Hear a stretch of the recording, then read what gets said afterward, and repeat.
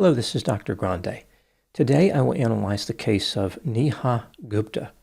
First, I'll look at the background of this case, move to the timeline of the alleged crime, then offer my analysis.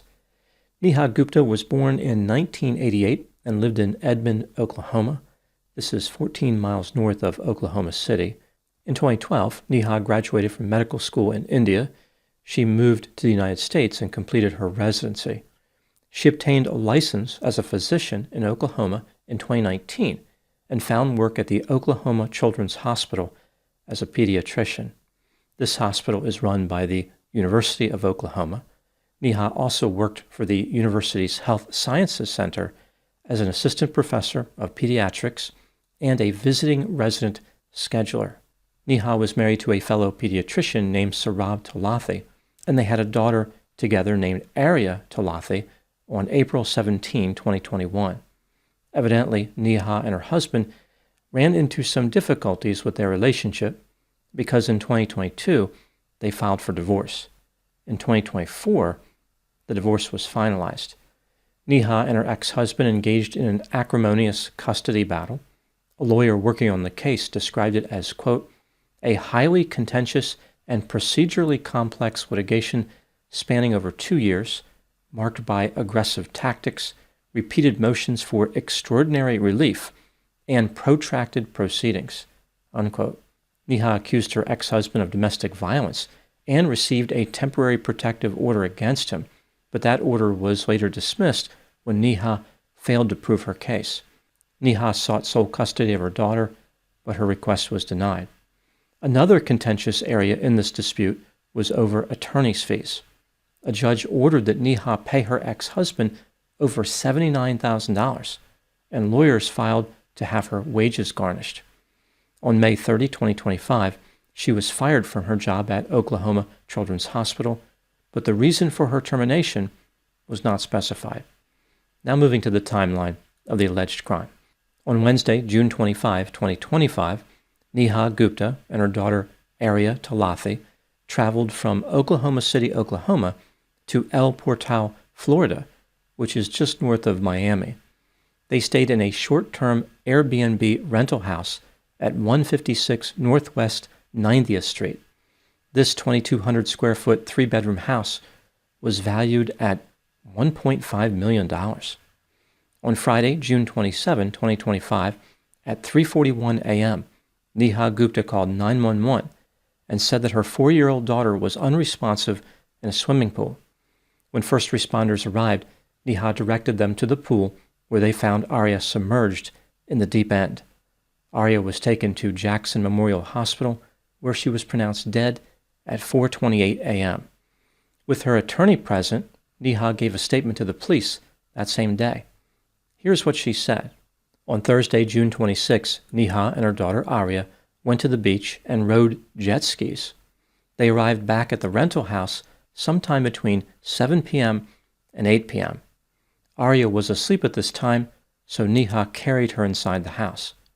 Neha woke her daughter up at 9 p.m. so they could eat dinner.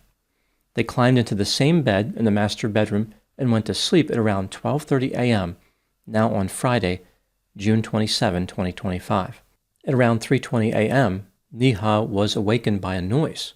She realized her daughter was no longer in the bed with her, and the sliding glass door leading out to the patio was open. This door was in the master bedroom. Neha indicated she had locked the sliding glass door before going to bed. She walked outside and eventually noticed that her daughter was at the bottom of the pool. She attempted to remove her daughter from the pool, but Neha did not know how to swim. After trying to rescue her daughter for 10 minutes, Neha called 911. On June 29, 2025, an autopsy revealed there was no water in Arya's lungs or stomach. Drowning was ruled out as a cause of death. Arya had cuts in her mouth and bruises in her cheeks, which were not consistent with trauma sustained during life-saving measures. The injuries were consistent with asphyxiation by smothering. When Arya was placed in the pool, she was already dead. Arya's stomach was empty, which contradicts Neha's claim that her daughter ate dinner at around 9 p.m. The official cause and manner of death will be revealed after further testing is conducted. On June 30, 2025, an arrest warrant for Neha was issued on the charge of first-degree murder. The warrant accused Neha of causing the death of her daughter and attempting to conceal the killing by staging an accidental drowning in the swimming pool of the rental property. On July 1, 2025, Neha Gupta was arrested at a residence in Edmond, Oklahoma. At the time I'm making this video, Neha has waived extradition and is waiting to be transported to Florida to face charges. The attorney representing Neha in the criminal matter has been vocal in defending her and has made several statements to media outlets. A few examples: the charges against Neha are absurd. Neha was 100% cooperative with the investigation. No one thought in a million years that she would be charged with murder. She voluntarily gave multiple statements with me to the police, and they were always consistent. We're eager to know why the Miami-Dade Sheriff's Office seemingly felt so sure to arrest and charge a grieving mother when all other signs point to a simple, tragic accident. I am extremely disappointed after reading the flimsy arrest warrant that the Miami-Dade Sheriff's Office would charge a grieving mother with first-degree murder, and common decency would dictate that a little more than 1 day's worth of investigation transpire before making such a dramatic move. Neha's divorce attorney also defended her, saying, quote, "Neha Gupta is a caring and attentive mother, fully dedicated to her child. The idea that she could have harmed her child is completely inconsistent with her character and the life she has led. This is a grieving mother facing unimaginable loss, not a criminal. We are confident the truth will emerge, and when it does, it will show that Neha Gupta is innocent," unquote. Now moving to my analysis. Neha Gupta maintains her innocence, and her attorney argued that the arrest warrant was flimsy. The state, of course, disagrees. They believe the evidence supports the charge of first-degree murder. This brings me to the question, is Neha guilty of murder? Let's take a look at the evidence both for and against the idea that she is guilty, starting with the inculpatory factors. At the time of her daughter's death, Neha was involved in a protracted and acrimonious custody dispute. She suffered a series of losses. For example, the temporary protective order against her ex-husband was lifted. She lost her bid to gain sole custody. She was ordered to pay over $79,000 in attorney's fees, and she lost her job. Neha's ex-husband requested that Neha receive a mental health assessment, indicating it was crucial to ensure the safety of their daughter, and that Neha attempted to interfere with their daughter's medical treatment. In April 2025, a report from a parenting coordinator accused Neha of creating chaos at her daughter's school. 2 days before her daughter died, Neha traveled to Florida with her. Her ex-husband did not know that Neha took Arya out of Oklahoma. This seems like such an unusual trip. Neha just lost her job, and yet she decided to take a vacation? Why did Neha rent a 2,200 square foot house for just 2 people? Why did she rent a house with a pool when she did not know how to swim? There was no one who could safely use the pool under those circumstances. Out of all the places that Neha could have rented, she just happened to rent a house with a sliding glass door in the master bedroom leading directly to a pool. Video surveillance showed that Neha and her daughter were the only 2 occupants of the rental house. Neha claimed that she and her daughter ate dinner at around 9 p.m. on Thursday, June 26, but the autopsy did not reveal food in her daughter's stomach. Neha claimed that she locked the sliding glass door in the master bedroom before she and her daughter went to sleep for the night. It is possible that a 4-year-old could unlock a sliding glass door by herself, but that does not seem likely. Putting that aside, why would Arya wander out of the house during the early morning hours? And why would she enter the pool? A lot of unusual behaviors needed to align for this to be an accidental death.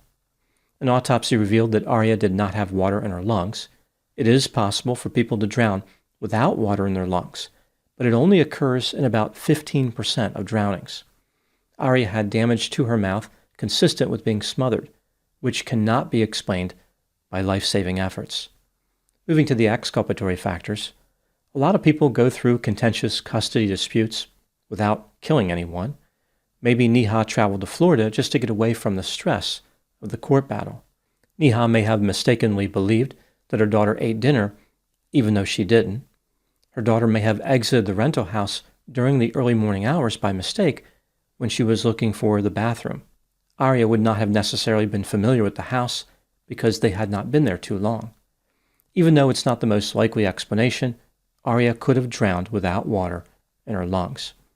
When considering all the evidence in this case, do I believe that Neha Gupta is guilty of first-degree murder? Yes, in my opinion, she is guilty beyond a reasonable doubt.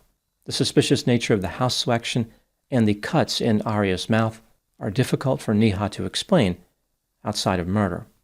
What do I think happened in this case? This is just a theory, my opinion. When a mother kills her child, this is referred to as maternal filicide.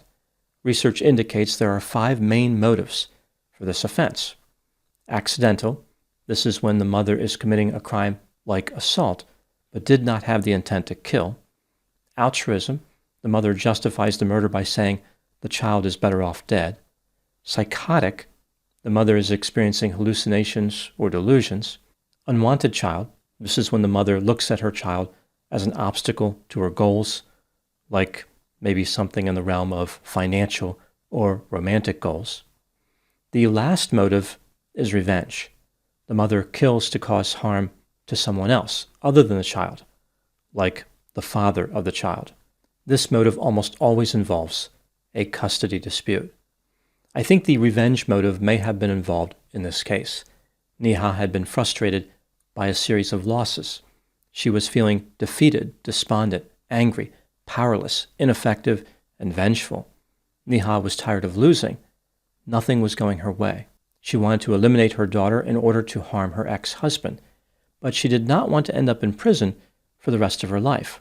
Neha came up with this idea of renting a house with a pool and staging a drowning accident. For some reason, she smothered her daughter instead of drowning her in the pool. Neha then placed her daughter's body in the pool, hoping the authorities would believe drowning was the cause of death. Even with her skills as a pediatrician, she could not figure out how to disguise a murder as an accident. If anybody should have understood how the autopsy would uncover the murder, it would have been a pediatrician. Another problem for Neha, as far as leaving behind inculpatory evidence, was her story. She stated that the sliding glass door was locked. She knew this because she locked it before going to bed. This contradicts the theory that Arya walked out of the house. I think what happened here is that Neha was swinging for the fences as far as avoiding responsibility. If she said something like, "I must have left the sliding glass door open," or "I definitely left it open," maybe for airflow or something, her story would have been more believable. The difficulty would have been that Neha would have been charged with some type of crime, like negligent homicide or manslaughter. I don't think Neha was interested in having any charges filed against her. She wanted to completely beat the system. That meant avoiding not only first-degree murder, but lesser charges as well. In a sense, Neha was greedy. She wanted to walk away from her daughter's death with 0 consequences. She was ready to accept the Mother of the Year award while dragging her daughter's body to the pool. If Neha is in fact guilty, she is a particularly cold and callous offender, a person who spent her life helping children only to turn against her own child. What kind of cruelty must have resided in Neha for her to spend the day at the beach with her daughter before killing her, knowing every moment that her terrible end was drawing near? As the sun faded toward the horizon, so too did her daughter's life, beneath the mask of maternal warmth. Those are my thoughts on the case of Neha Gupta. Thank you so much for watching. I'll talk to you soon.